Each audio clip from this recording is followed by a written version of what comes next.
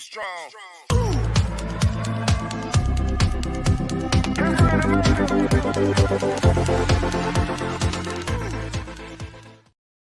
All right, we are back. This is family-friendly Fort Lauderdale. And when I say we're back, we took a little hiatus over the summer months. We took a little break, but we're back with some exciting news. And today, I'm going to bring on our guest, Michelle Palmisano, joining us from the Stranahan house right in downtown Fort Lauderdale. I'm excited for this conversation because, Michelle, I know you guys have stuff coming up this fall, this winter, exciting events, and you guys are right in the heart of downtown Fort Lauderdale, like right on the river, right amidst all the restaurants, the foot traffic. There's something special about Stranahan House. It's like so distinctly Fort Lauderdale. It is. It really is. You know, honestly, I'm a transplant here, I guess. And so when I started working here about a year ago, I had seen the house. I knew about the house, but I fell in love with it in the past year because of exactly what you just said. It is the heart of Fort Lauderdale. So. You know, you bring up a great point. So our family is also, relatively new to South Florida. In fact, this newsletter, the podcast, it all started because we moved into South Florida and there was just so many cool things going on. And it always felt like we were, we'd find out on Monday or Tuesday this really cool thing that happened on the weekend. So we started making a list and sharing. That's literally the origin story of this. And also, I think a lot of our readers, a lot of our listeners on the podcast, they're also relatively new to South Florida. And they're just amazed at how many cool things are going on. And listen, Fort Lauderdale's got the nightlife, but there's a lot happening for families. And, if you want something more than the restaurants and the music at night, there's tons of stuff going on. You guys have a big one coming up on the 22nd of September. So tell us a little bit about the Founding Families Fall Festival. So because I'm a transplant, I had to learn about the Stranahan house and really understand more than it being the oldest house in Fort Lauderdale. And what I learned, and I ended up loving history because of it, I learned that, that's part of being in Fort Lauderdale. that is being on the river in Fort Lauderdale. It's like the real deal. Yeah, it is the real deal. I love it. So I, decided I had to learn about it, but besides hearing that it was the oldest house, and I started interviewing families and people I knew that I knew were second generation Fort Lauderdale. And in doing that, I realized, I need to go another generation up. So I went to the third generation and I learned so much about the history, and I fell in love with the connections with how this city is developed. To me, Fort Lauderdale was spring break, was, a party town, but there's so much more. And it's really important. If we don't keep this history up, we're going to lose it. And I decided, with our team or whatever, with everybody that works here, we decided we needed to recognize and have an event where we bring people back to the Stranahan house. And what better way than recognizing those families that have made an impact in Fort Lauderdale. So, yeah, I love the tie-in, that the history that you guys have created, this sort of past, present, future of talking about founding families. And of course, the Stranahan name, it's on the house, it's on the high school. It's, it is such a big part of the history here in Fort Lauderdale. In our little school, we have a picture of Ivy Stranahan on the wall. She's one of our patron saints of the school because of what she did on the educational side. So can you give folks a little bit of background about the family itself so they can kind of put the pieces together, how Frank came to Fort Lauderdale, where, how he and Ivy came together, the one-room schoolhouse, all that good stuff? So Frank came here because there are a couple reasons, but mainly he had some food allergies, some health issues, and his doctor suggested fresh air, being outside would be better, being, where the temperature, where the climate is, Fort Lauderdale climate. So he came here, he had a cousin here, and he came here to work and help out with the family and the ferry. And then the trading post started, and Ivy was our first teacher.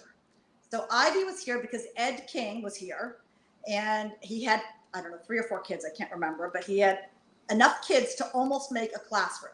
So there were so many kids you had to have in order to afford a teacher. And another family came in, and that got enough kids to be able to get a teacher. So Ivy came from Lemon City, which is basically Miami, and she was our first teacher. And Ivy was a lot younger than Frank. And if you know anything about Ivy, she was a spitfire. She was a force to be reckoned with, way before her time. She told Frank he had to do 3 things before she would marry him. So that didn't happen in 1900. Yeah. It just didn't. So she was a very strong woman, and they fell in love and they got married. And we don't know for sure, but apparently she couldn't be married and teach in the school system. But we think that that's a fallacy. We're not really sure that that's true. So it's not true. Apparently, we're finding that out. But she wanted to be a homemaker and teach. She loved teaching, and she fell in love with the Seminole children. So they had a trading post, and the parents would come and do their trading with Frank, and it would go into the night, to the point where they would sleep over on Frank's camp. And Ivy would see these children and try to connect with them, but it was hard because at that point she's the white woman. They trusted Frank, but they didn't know anybody else. But they came to trust Ivy. She would teach them different words. She would play music for them, and they ended up loving her. Like I actually talked to one of the Seminoles that knew Ivy. She bought him his first pair of shoes, and I talked to him recently. And the story he said to me, he said she not only bought me my first pair of shoes, she bought me several pairs of shoes because she wanted us to get an education, and she said we had to be dressed properly to go to school. And that was when they started going to a regular school. So the conversation today is so much bigger than just Ivy Stranahan, but I love that we started there because she is considered the mother of Fort Lauderdale in many ways. She had this strong start in education, and then in her later years was just such a strong champion of the Seminoles in the area, the connection to the Seminole tribe. Founding families, life was not easy for these frontier families. Now we see this beautiful Stranahan house right on the river, but can you kind of paint a picture, I think, so folks can understand what it was like 115 years ago to be in Florida? Remember, this is before the air conditioning. You guys know it's hot out there right now. Imagine, there was a lot going on. I can just say mosquitoes, horrible. Yeah. I hate mosquitoes today. From the way it was described back then, I can't even imagine. I mean, it was horrible. Trees everywhere, no buildings, no roads, no bridge to the beach. Like that was one of the things that Frank wanted, was to be able to make it, a tourist attraction. He wanted it to be a tourist attraction. So that was why we got our first bridge. And, when we talk about founding families, that's when I started to fall in love with Fort Lauderdale, because I found one of the families that bought that first bridge company that built our first bridge. So it's pretty cool to talk to, the ancestors of those people. So there were, water moccasins. It was awful. It was just, it was hard to live. No AC and bugs. Yeah, not an easy life. But I think that the vision that was cast for what this city could become and has been carried through. I mean, we've had some of the city leaders here on the podcast as well, talking about the planning that goes in. I want to come back to the festival because that's coming up. It's right around the corner. You guys are doing a ton of work. For folks out there, let's see, I think I have this on a banner. Give me a second here. I'm going to put a banner up so folks can see this. So yes, September 22nd, let's get that fixed. What was I thinking? Getting ahead of myself. It's okay. September 22nd. There we go. All right. So we got it fixed. September 22nd, the Founding Family Fall Festival. What do you guys have on the docket? So it's going to be, this is what we're trying to accomplish. We want to make Stranahan House the center of the community again. And if you do not know this, it was the very first community center. So our goal, and it was upstairs. Stairs were outside. That's how you got to the community center. And our goal is to take what was the first community center and make it the center of the community again. So we are going to have food trucks, some beer, Prosecco truck. We're going to have like a little area for pictures with pumpkins, you know, a photo op in front of the house, which Miranda Farms is helping us with. We're going to have music.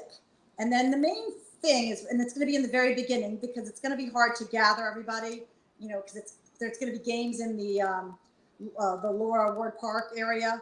So there's going to be, people are going to be everywhere. So, but the main purpose is to recognize those families that have made an impact from the beginning back then to now. So we're going to give out some awards. We found these really cool, it's a piece of history, and we're going to hand those out to several families. And then we have a lot of honoree families that we also want to hand it out to. So it's been a fun project. I have met with some amazing people, to the point that it's not even in our history books, some of the things I've learned. So it's been pretty cool. Yeah, this is great. I didn't know. Sorry, go ahead, finish your thought. It's just games, drinking, fun, family fun. It's free, and it's for everybody, from kids all the way to grandparents. A couple of things I want to highlight. So I love that you're doing the awards. I didn't know about that part of it. This is right there downtown. So you've got the Stranahan house proper. Then you have the Tunnel Top Park, Laura Ward Plaza. It's right by the river. There are restaurants all around. You mentioned the food trucks coming in. So there's going to be activities. And this is an evening event, which is a little bit different because a lot of folks, you know, we have a lot of the festivals on weekends and middle of the day. It's going to be in the evening. It's a great time to come out and walk and, you know, see Las Olas and see the shops and the restaurants and you guys being right in the heart of it. I'm really excited for this one. Well, we used to have happy hours here. So I've met some people that have said they met their spouse at the happy hours that were here 20, 30 years ago. And so, you know, we have a lot of young parents, but then if they're, you know, grandparents are still around, because those are some of the people I've met with, we're trying to get that whole age group. So we want families. It is a family event. We are trying to make it, like I said, the center of the community again, and bring back, you know, we can't lose that Fort Lauderdale feeling. It's a pretty cool town. It is, and it's a cool town with a lot going on. And what I've witnessed firsthand is a lot of people bringing their piece to the picture. So a lot of, you know, you might not feel like you're one of the founding families because you're new to Fort Lauderdale. We're one of those families too, but folks are bringing the energy, the interest, the excitement, and coming together. And that is the founding part of it. It's that sense of community and collaboration, all these cool things going on. In a moment, Michelle, I want to come back. I want to talk to you about some of the things that you guys have coming up later in the year, because Stranahan House is kind of famous, if you guys didn't know that, for the holidays and more. So we'll explore that in a moment. I do have to get a quick read in from our sponsor. So the sponsor for today's show is actually Acton Academy Fort Lauderdale. So that's our school. That's where I'm recording from right now. I'm here at the school. And for folks who don't know the connection, you know, we also, so our school started downtown right next door to the one-room schoolhouse at History Fort Lauderdale. That's why I mentioned Ivy Stranahan is on our wall here at the school. So we're over on 31st Avenue now.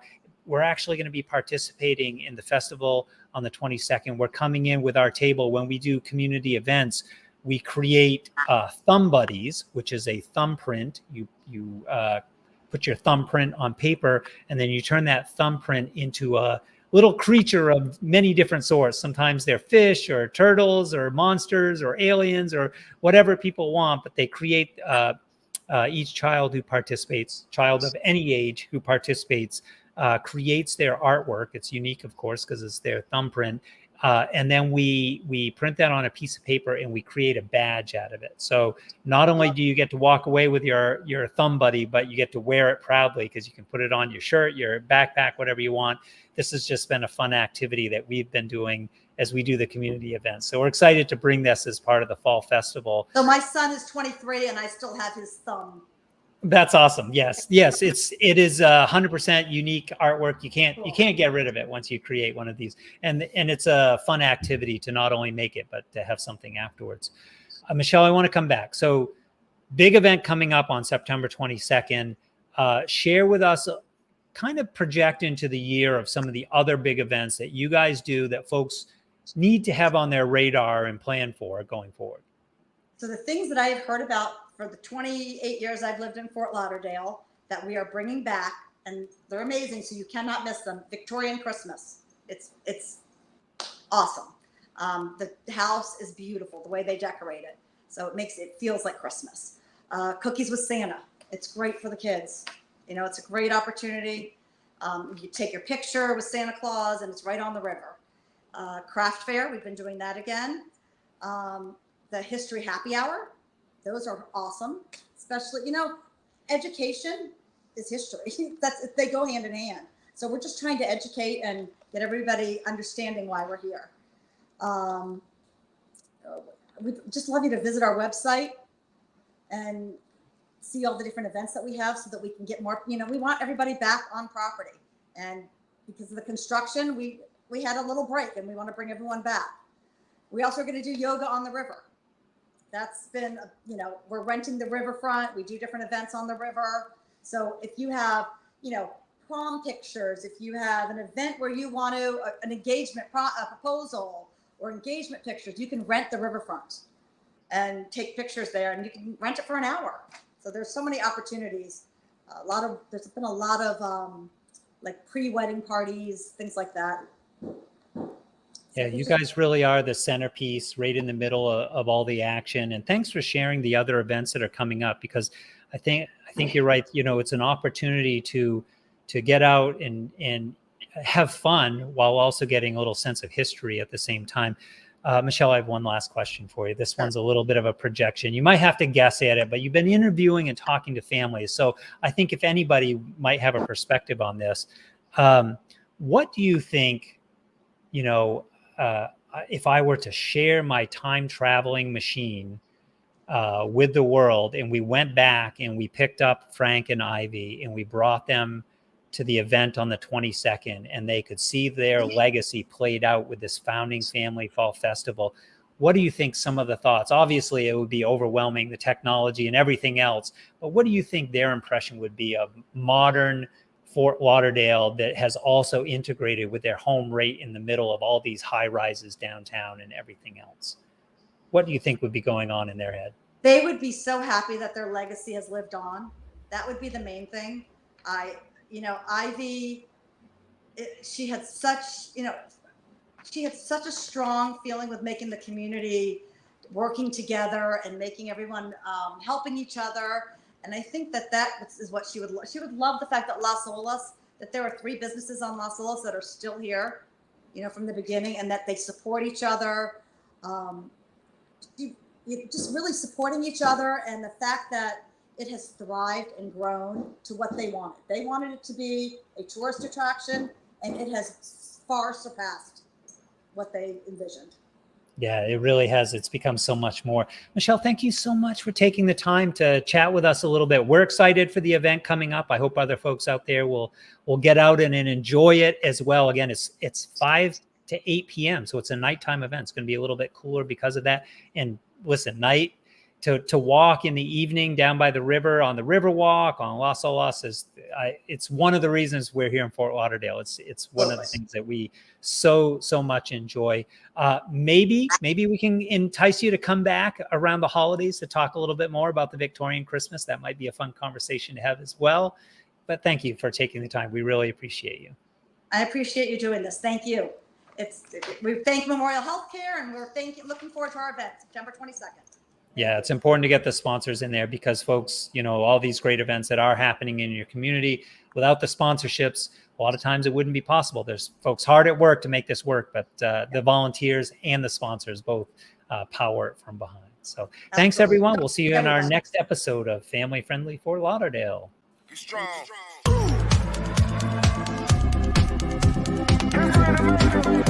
strong.